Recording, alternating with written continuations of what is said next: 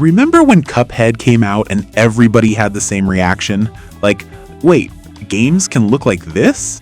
Not just cartoony, I'm talking full old school animation, rubber hose arms, weird little faces, bouncy movement, vintage music, and that classic cartoon energy where everything looks adorable right up until it tries to kill you. Since then, we've started seeing more games pick up that same kind of visual style. Some go straight for the 1930s cartoon look, some push it into horror, and some use that hand-drawn energy for shooters, survival games, roguelites, or platforming adventures. So today on Magic Game World, we're looking at new and upcoming games with Cuphead-style graphics. And just to keep it focused, this isn't a list of every cartoon-looking game ever made. We're sticking to newer stuff here, games that recently came out, games from last year that still feel fresh, and a few that are still on the way. Let's get into it. We're kicking things off with Kalit, because this one really jumped out at me. Kalit is still listed as coming soon, and instead of doing another Cuphead-style boss rush, it takes that 1930s rubber hose cartoon look and turns it into a survival adventure. You're crafting, farming, mining, building, capturing creatures, using vehicles, exploring on land and underwater, and basically trying to survive in a world that looks like an old animated short somehow turned into an open world game. That's the part I like. A lot of games with this kind of art style stick pretty close to platforming or boss fights, but Kalit looks like it's asking, what if this was a whole world instead? The rubber hose animation gives everything this playful, slightly weird personality. The creatures look expressive, the world has that vintage bounce, and even just moving through the environment feels more interesting because the art style is doing so much work. So if you want something that gives you Cuphead vibes visually, but goes in a totally different direction with the gameplay, Kalit is definitely one to watch.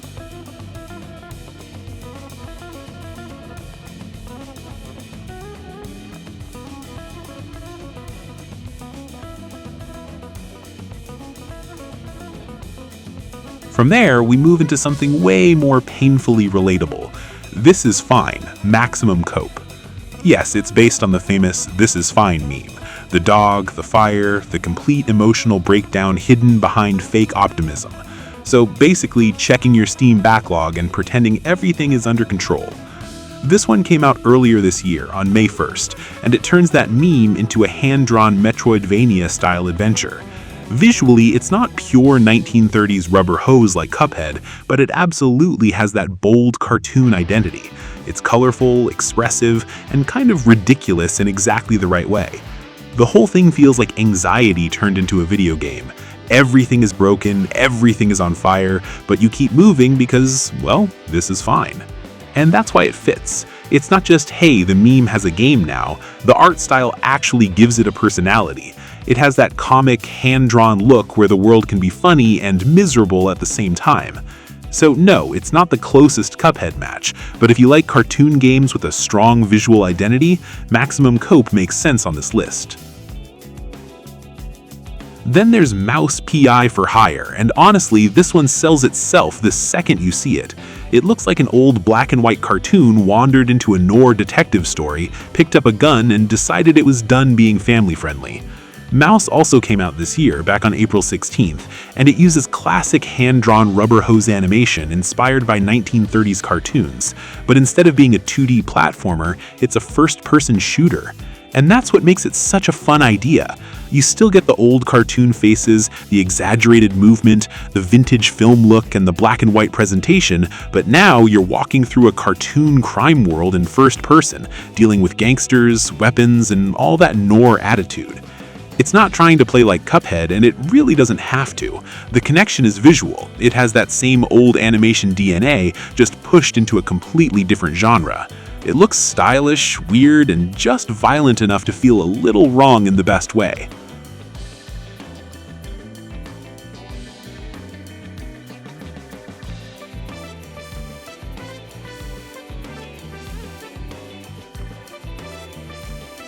If Mouse is the cartoon noir shooter, Into the Unwell is what happens when the cartoon has a nightmare. This one takes the rubber hose style and pushes it into a much darker, stranger place. It's a co-op roguelite, so instead of clean little boss fights or classic platforming, you are stepping into a world that feels unstable from the start. The characters are exaggerated, the enemies look bizarre, and the whole thing has this fever dream energy where you are never completely sure if it is supposed to be funny, creepy, or both. And honestly, that is what makes it interesting. Rubber hose animation usually feels playful and silly, but Into the Unwell shows how quickly that style can turn uncomfortable when the tone changes. Give those same bouncy limbs and wide cartoon expressions a darker world, and suddenly it feels like the animation is smiling at you for the wrong reason. So if you like the old cartoon look but you want something more chaotic, action-focused, and weirdly unsettling, Into the Unwell is definitely worth keeping an eye on.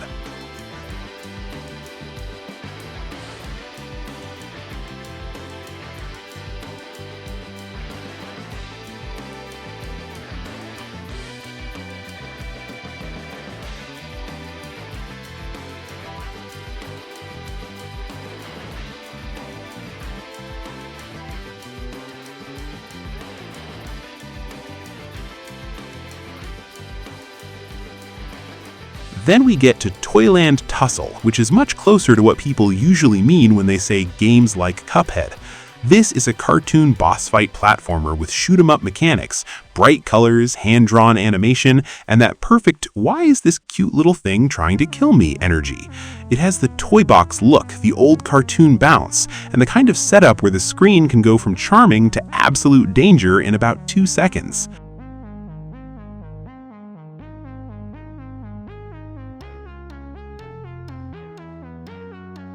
Now, let's swing into horror with Bad Cheese. This one uses a 1920s cartoon aesthetic to create something deeply unsettling. Not the loud, cheap kind of horror where something just jumps into your face every few minutes. It feels more uncomfortable than that, more like the whole world is wrong from the moment you look at it. And that is why the old cartoon style works so well here. Vintage animation already has a strange edge to it. The big smiles, the rubbery movement, the black and white look, the exaggerated faces. It can be charming, but it can also become creepy really fast when the mood shifts.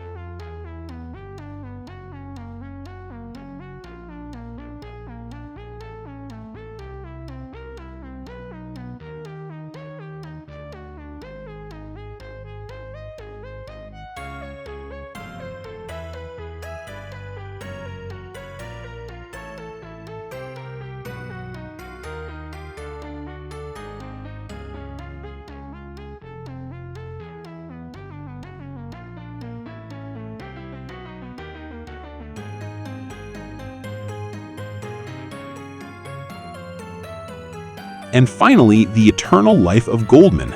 This one isn't really rubber hose, so don't expect the exact same visual flavor as Cuphead, but it absolutely belongs in the hand-drawn animation conversation, because it looks like a classic animated adventure film turned into a platformer. The backgrounds are rich, the animation is smooth, the world is full of strange creatures, myths, fables, and that storybook fantasy feeling where every screen looks like it was built with care. It's less 1930s cartoon chaos and more beautiful animated journey, but that still connects to what made Cuphead so special for a lot of players. Because for many people, the magic of Cuphead was not only the rubber hose style, it was the feeling that every frame had personality, every movement looked intentional, every boss, background, and animation felt handmade. The Eternal Life of Goldman seems to chase that same handmade feeling, just with a different visual language. So while it's not the closest match on this list, it's a great final pick because it shows the wider side of this trend, games that don't just want to look good, but want to feel animated.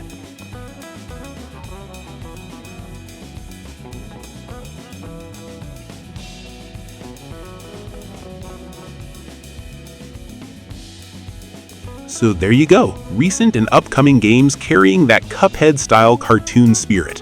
Some are close to the rubber hose look, some take it darker, some use hand-drawn animation in a totally different way, but all of them stand out visually, and honestly, that already makes them more interesting than a lot of games that blur together on a store page. Which one would you play first? Let me know in the comments. Subscribe to Magic Game World, and I'll see you in the next one.